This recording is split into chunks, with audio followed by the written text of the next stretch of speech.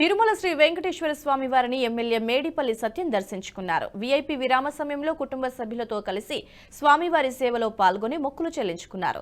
దర్శనానంతరం రంగనాయకుల మండపంలో వేద పండితులు వేదాశీర్వచనం అందించగా ఆలయ అధికారులు స్వామివారి తీర్థప్రసాదాలు అందజేసి పట్టు వస్త్రంతో సత్కరించారు. దర్శనానంతరం మేడిపల్లి సత్యం మాట్లాడుతూ ఏపీలో అధికారం చేపట్టబోతున్న నారా చంద్రబాబు నాయుడికి శుభాకాంక్షలు తెలిపారు. ఇరు తెలుగు రాష్ట్రాలు సఖ్యతగా ఉండాలని కోరుకున్నట్లుగా తెలిపారు.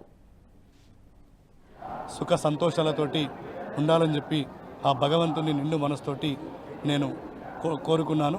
ఈ రెండు తెలుగు రాష్ట్రాలు అభివృద్ధిలో ముందుకు పోవాలని చెప్పి మనస్ఫూర్తిగా ఆ కలియుగ దైవం వెంకటేశ్వర స్వామిని దర్శించుకోవడం జరిగింది.